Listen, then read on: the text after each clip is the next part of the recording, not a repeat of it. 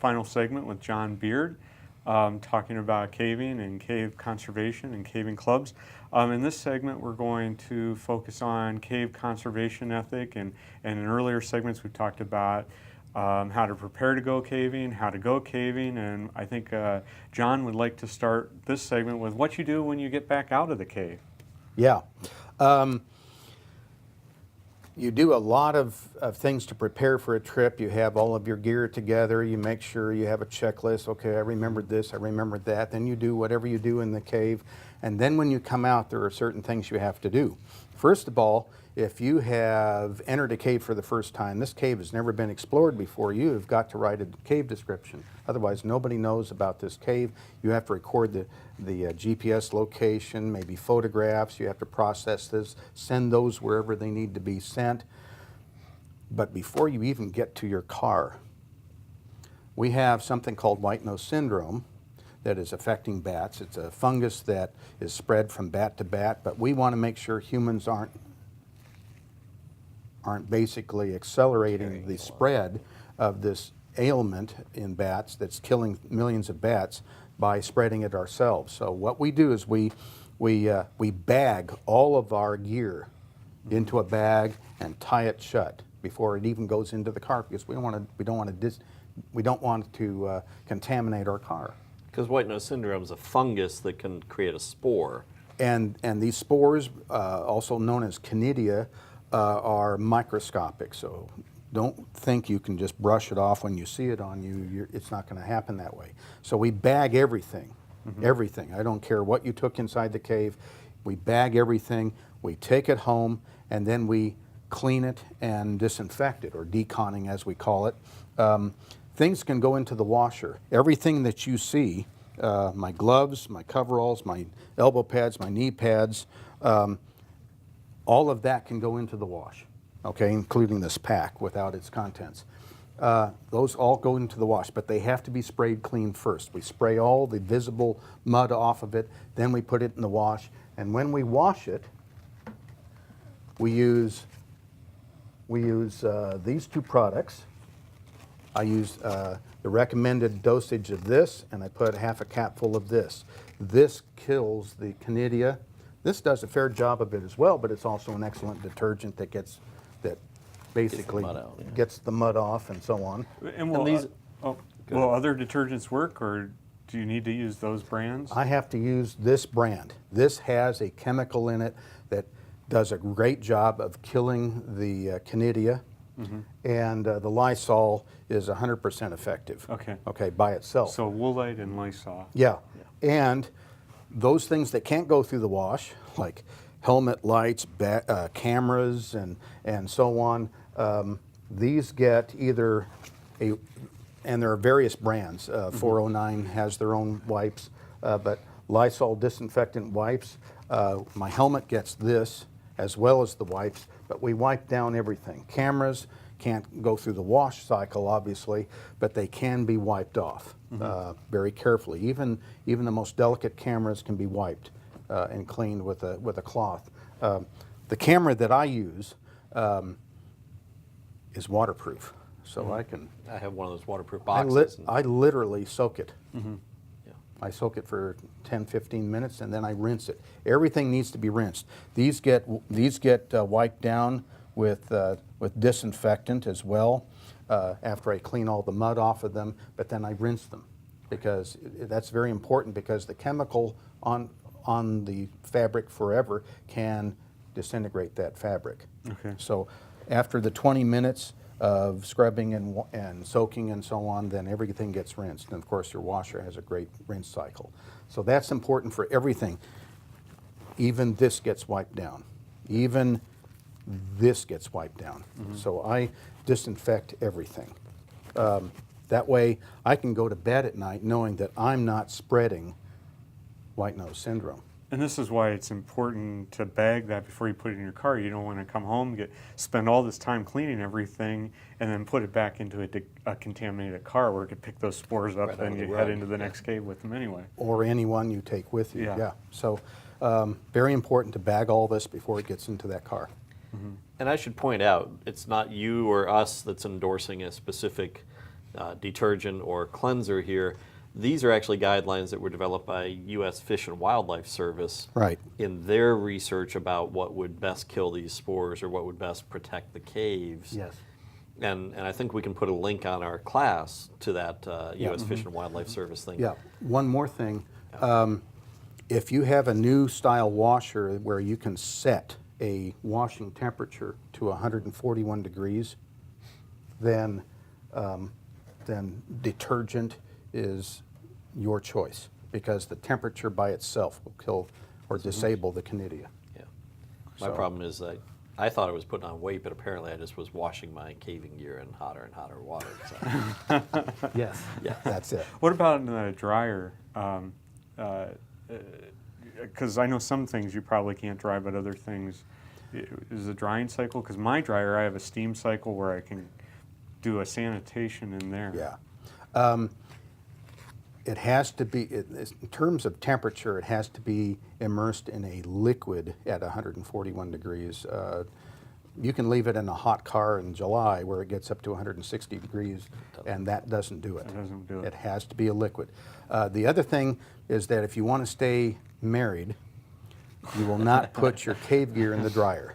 Yeah. I found that no matter how many times you wash it, there's always going to be a little grit or a little bit of sand in your pockets that comes out in the dryer and destroys the seals Okay. of your dryer. So I hang dry everything. Yeah. I But I will go back. As somebody who does a lot of research in trace elements and cave sediments and in water in caves, you said a very good thing. Not only is it bad for the clothes and your gear to leave the chemical residue from the disinfectants in there, but you don't want to actually track those back into the cave either. So you do want to wash, decontaminate, and then rinse. Yeah. Always. So. Yeah. Lysol doesn't care whether you are white-nose Canidia or some important bacteria that happens to live in the cave that is beneficial for the cave environment. It doesn't care. So, yeah, rinse it off so that you are not harming the cave.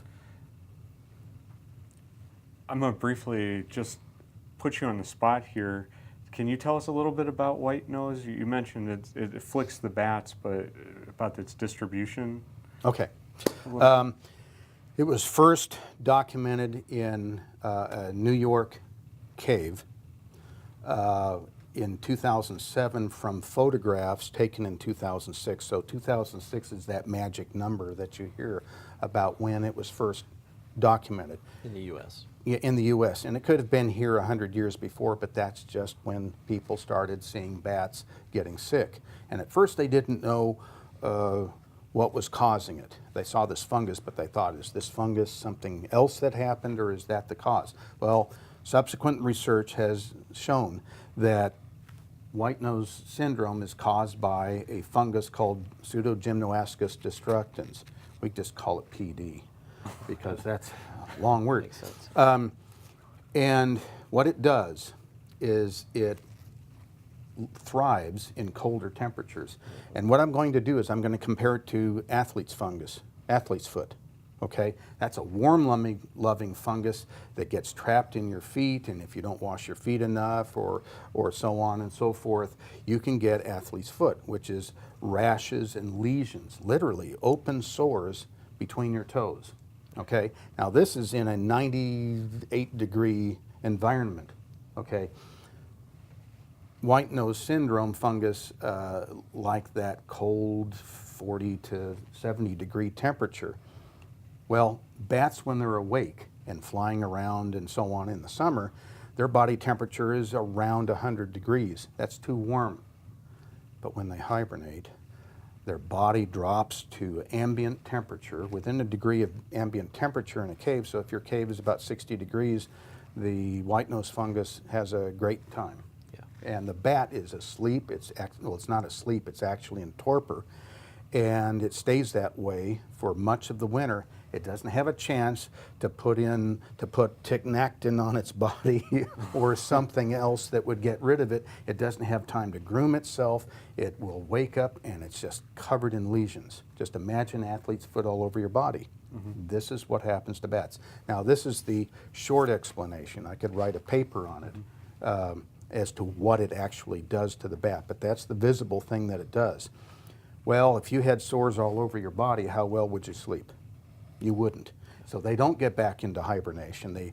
They are panicked, they are feeling terrible, they fly around in January, they are hungry, there's no food to eat, and they starve to death. Yeah, because most of them are eating lots of bugs and mosquitoes. That's why I like bats. Is I love going to caves Yeah. that don't have mosquitoes around the entrance in Yeah, the summertime. And so in the typical January, there's no food. In some colder regions, there's not even water. It's all frozen Yeah. in January. So they also have a lot of water loss because you've got these open sores and there's a lot of water vapor escaping. So they're in bad news. When millions of bats die in a region, it's devastating to the environment because you're talking about a major predator that's not doing what it's supposed to do. So And these are we far-reaching consequences on the agricultural systems. Sure. It's not just human aesthetic. How many mosquitoes are biting me? This is affecting Sure. our agricultural crops and lots of other systems. Absolutely. Not to mention parts of the ecosystem that we're not even aware. Yeah. So, And what geographic area of the U.S. is affected by white nose right now? well, it has literally radiated from New York in the span of 11 years to cover the entire eastern half of the United States, except for Florida and Louisiana, I think, and all of the provinces east of that line in Canada. And bats fly around, they migrate, they share territory with other bats, and so we're expecting the spread to continue to radiate from where it has. We've already seen it in Washington State, which is an anomaly because it was so far west of anywhere else that it's been observed. We're not sure exactly what's going on there, but it just tells you that it is capable of spreading elsewhere. So basically, these days, anywhere we go caving in the world, we're worried about white nose, right? Because we don't want to bring it, even if we're caving in a place where it doesn't exist right now, it hasn't been found, we don't want to take a chance of bringing it from somewhere else. I'm going to New Mexico this summer to the NSS National Convention, and people are expected to go caving in New Mexico, whether it's lava tubes or limestone caves, and we have already been told, if you are from a white nose state, don't bring your gear, we'll loan you gear. So I'm not bringing any of this with me. Yeah. Well, it'll make it easy to travel. There'll be one less suitcase in the car. Could you talk a little bit? We've talked quite a bit about white nose and decon, just about cave conservation in general. Yeah. Sort of what we can do to protect caves. First of all, you saw in an earlier segment that I bring water, not soda pop, not beer, water. I have to keep my liquids up, and I bring just the minimal amount of food, trail mix, things like that. And there are some cave owners or landowners who will ask you not to bring anything. Yeah. Yeah. Yeah. And you just respect their wishes. Yes, in fact, an elderly 83-year-old woman told us, don't even bring gum. Don't even bring gum, and she meant it. I didn't want to know the circumstances of what happens if you break her rules. But so we bring just what we need in terms of food and water. We eat above something that will catch any crumbs, because we don't want to spread crumbs throughout the cave, because human food isn't necessarily mouse food, and so on. And we don't want the ecosystem to change to where outside organisms that normally wouldn't be in that cave are able to thrive in a cave because we've left it certain kinds of foods that it would otherwise not have. In the cave environment, the cave adapted animals reign supreme because they have found a method by which to exist in a cave that typically won't have a lot of food, and so cave adapted species thrive, whereas surface adapted species would perish. So bringing foreign food into a cave is not a good idea on many levels. So I'm always surprised by several of the caves I've been in here in Missouri. I'll be way back in and I'll see raccoon footprints. And I know that raccoons can follow smell, and I know that they sometimes are a predator for some of the salamanders in caves. But I think, to reiterate your point, I think most Americans know raccoons would follow the smell of food anywhere. And so you would induce even more raccoons to try to come into the cave if you left something behind. So. sure. As well as mice and other things that wouldn't venture very far into caves.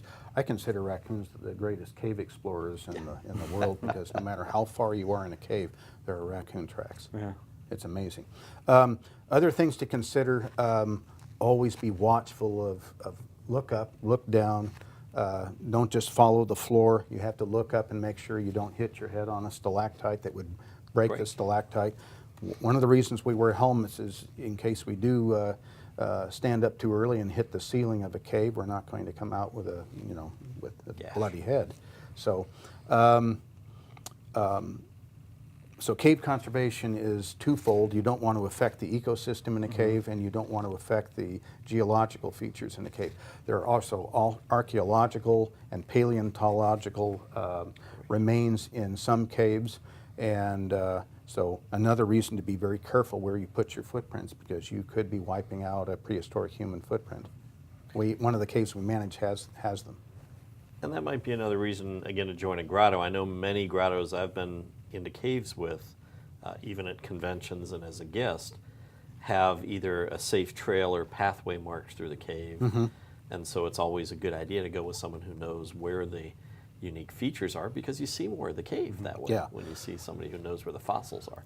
One of the caves we manage has no marked trail, but every visit to the cave requires a guide, just so everyone walks where they're supposed to walk and we don't make additional footprints. The longest cave we manage is 4.5 miles long, and we do have a marked trail through it. Just because a person most familiar with the trails wouldn't necessarily be on that trip. Always, But that trip requires an experienced person. Maybe before we close, we could talk for a moment about, even when we're not in a cave, but maybe everybody in Springfield, for instance, and about 20% of the U.S. lives in karst, lives in the terrain where caves and springs and sinkholes occur. What can we do to conserve karst even if we're not actively going caving or exploring or working on projects underground? Well, one of the reasons that SPG, my grotto, published Caring for Your Karst was to educate landowners. There's a good way to manage your property, and there's a bad way to manage your property in terms of preserving and conserving the karst resources. And everybody who lives in the Ozarks, with the exception of the people who live in the St. Francis Mountain area and the Boot Hill of Missouri, lives on karst, whether it's near the cave entrance, near the spring, or in the recharge area or the sinkholes that contribute water to the springs. So literally everybody. If we could publish 3 or 4 million copies of Caring for Your Karst, we'd have everybody with their own copy. But since we only published about 22,000, we have to be careful not to just hand it out willy-nilly to everybody. So when we visit with landowners, when we visit with people who are renting property and so on, we leave them a copy of that publication that tells them about how to properly manage their property. No disadvantage to them, but simply if you do it this way versus that way, you do better and the karst does better. I mean, if you want your spring to be clean and pollution-free, then there's a way to make that possible. One of the most sensitive parts of our hydrologic landscape are springs, and because of bottled water marketing, people have a perception that any spring water is pure and clean, but as we'll talk about in the course of this class, Springs are very prone to contamination. They can become contaminated very quickly. Yeah. And so that's why some of these conservation issues about what goes on up on top really matters. You know, I've done a lot of work in the karst in Minnesota, where it's all agricultural land up top, and we're worried about the amount of fertilizer, the pesticides, the herbicides, because all that stuff works down through the root zone into the bedrock and into the cave. And that's what comes out at the spring. Right. So if you don't want to drink that stuff at the spring, you've got to think about what you're spreading across that landscape. Sure, sure. Yeah. We've heard examples of a family getting sick, and it turned out that they were dumping trash and waste into a sinkhole that contributed to their well.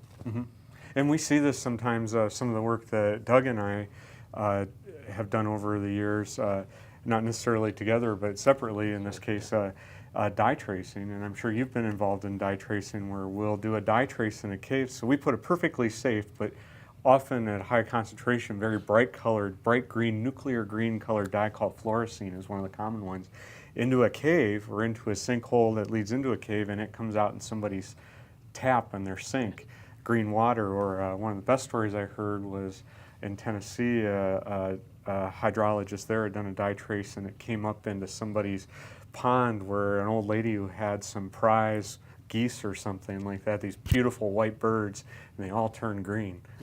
And I've seen the pictures, so it was true. And you know, so these connections can be. Yeah. You can sometimes get a dye trace through to an area you didn't expect at all, Yeah. or somebody's tap. We try to work with private and public landowners in all facets. In fact, we do a lot of cave monitoring for the Department of Conservation during the winter. And this is the only time that their agents typically visit caves. So when we monitor caves later on in the year, we're the only eyes and ears. And so we work with all of the landowners. Some of the conservation agents, for instance, are learning more and more about caves and their resources just working through us. And you know, that's a great point. I think this class is going to focus on the science of caves and speleology and karst. But I've always told students when I teach about karst that I think karst is maybe the other science that shares this is astronomy. But I think karst and astronomy is heavily dependent on people like you. As you mentioned in an earlier module, your training is not in geology or biology or speleology. All this knowledge you have, which is really impressive, is stuff that you've learned through this passion and through reading and talking to other cavers and scientists. And people like Doug and I, who are professional scientists that work in karst, couldn't do the work we do if we didn't have very dedicated cavers out there doing all the work you do, mapping the caves and so forth. If you're a geologist who works out in the Rocky Mountains or anywhere, it's not karst, the USGS has already made all your maps for you. You have a map to work on, and all of our science depends on mapping things. And in caves, those maps are made by the grottos and the local cavers. And Those of us who don't have degrees in some cave-related science, whether it be biospeleology or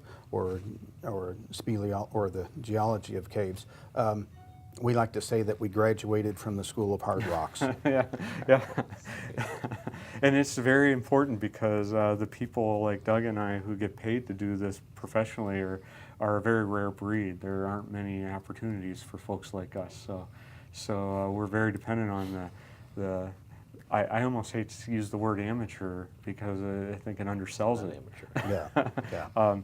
You know, but The volunteers. the volunteer cavers out there who bring all this knowledge to the forefront. So it's a very important part of this science. And we try to write about it rather than die with all this knowledge and going with us. We try to write about it. I'm writing a paper on speleogenesis in a particular rock unit, and if I hurry up and finish this thing, it'll be published before I pass away.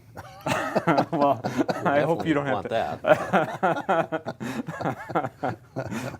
But I'm going to add, I mean, I know that our grotto has participated with, we're not the lead, but there are several grottos in Missouri that have banded with Goodwin Sink Yes, and taken several tons of trash out of a large 10 million pounds so 10 far. million pounds so far. And that's a private landowner, right? Or no, is that a public land? I don't remember. It was a private landowner who donated his sinkhole that he just simply couldn't manage. He lives away, and people are continuing to dump trash into it as they had for 60 years. And so he donated the sink to the MCKC, the Missouri Caves and Karst Conservancy, another hat that I wear. And we have cleaned out 10 million pounds of trash and trash-laden dirt, including over 1,300 tires, 3 tons of recyclable steel, furniture, appliances. There's still furniture and appliances there that need to be Still dug working. out. Right. Yeah. But we know that that's improving somebody's water chemistry somewhere down the line in a spring, because so many of the caves we go in, there's a stream running through it, or we see springs in the cave, and that's what makes so many of the beautiful speleothems, that we know the water is going through the cave from one place to another. And if we know it comes out of the spring or in somebody's well, we know it's coming in usually at a sinkhole somewhere. Yeah. And so when people put trash in, that's In just the case of Goodwin Sink, it's been dye traced to Hahatonka Spring, which is a state park. Yeah. And they don't want trash Exactly. coming out their spring.